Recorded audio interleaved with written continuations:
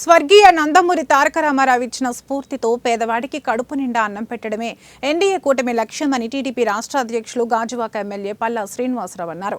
ఇందులో భాగంగా రాష్ట్రంలో 200కు పైగా అన్నా క్యాంటీన్ల ద్వారా ₹5కే పట్టెడు అన్నం పెట్టే ప్రక్రియకు శ్రీకారం చుట్టామని పల్లా పేర్కొన్నారు. 2 రోజుల్లో ప్రారంభం కానున్న కొత్త గాజువాక వంటీలు జంక్షన్ వద్ద ఉన్న అన్నా క్యాంటీన్ ప్రాంగణాన్ని పరిశీలించి జీవీఎంసీ అధికారులకు తగిన ఆదేశాలు జారీ చేశారు.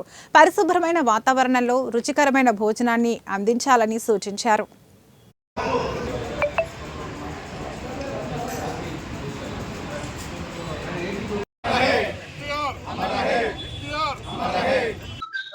పట్టెడు అన్నం పెట్టాలనే ఉద్దేశంతో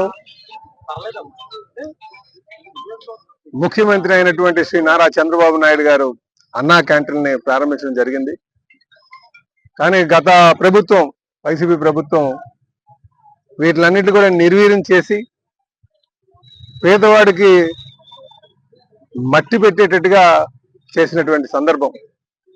ఈరోజు మళ్ళీ తెలుగుదేశాన్ని బీజేపీ జనసేన కూటమిని ఈరోజు ఆంధ్రలో ప్రజలందరూ కూడా ఆదరించి పట్టం కట్టినటువంటి సందర్భంలో మళ్ళీ అన్నా క్యాంటీన్లు తెరవాలి, పేదవాడికి పట్టెడు అన్నం పెట్టాలి అనే సదుద్దేశంతో మళ్ళీ అన్నా క్యాంటీన్లన్నీ కూడా ప్రారంభం జరుగుతుంది.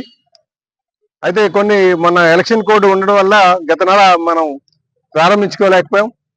ఈ నెల 18వ తారీఖున కానీ 20వ తారీఖున కానీ ప్రారంభించాలని చెప్పేసి మరి గవర్నమెంట్ నిర్ణయించింది, ముఖ్యమంత్రి గారు నిర్ణయించారు.